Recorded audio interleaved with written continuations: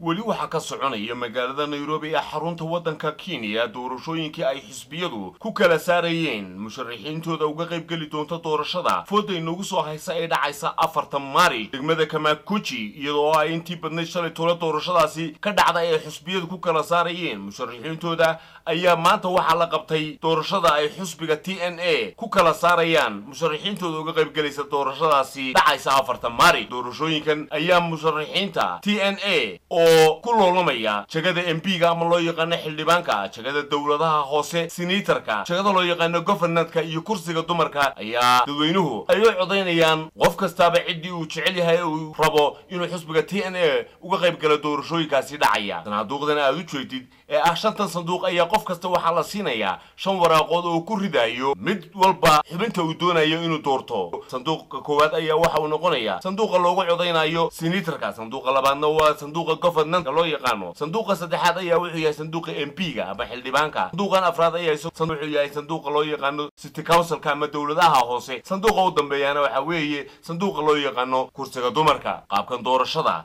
ee wadanka Kenya ayaa ah qaab ku cusub sanadkani iyaga oo ay la wadaagaan wadamo badan sida wadanka Mareykanka oo ay hadii jeer adeegsadaan wadamada isku maamul goboleedada ama gobol waliba uu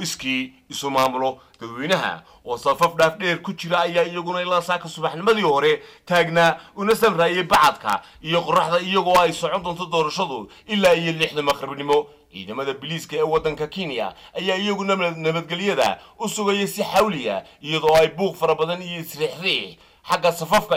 ay ka jiraan oo ay biliisku ku kala dhex jiraan hadaba TV-ga qaranka Jamhuuriyadda Somaliland ee ka howlgala magaalada Nairobi mar uu mikrofoonka dadweynihii goobtaasi isugu yimi wax ka weydiiyay fikirkooda ku aadan doorashooyinka iyo qaabka ay u socdaan ayaa markii horreyntiiba waxaan ka wareysanay musharax u tartamaya jagada dawladaha hoose oo loo yaqaan Siciid waxaanu ku warbixiyay sida tan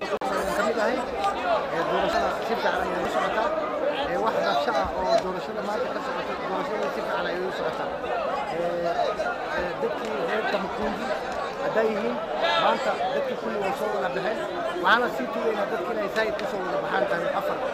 بيش الصدق وحنا سلطان عبد النور وحنا نمت إلا ساكن لحدي أرورنو إن نروح إنه وأنصارنا MB إني هراء يوسف حسن مركا دتك الصومالي وكما كونتي حافظنا نسلي سويمي وحنا كعد سنينا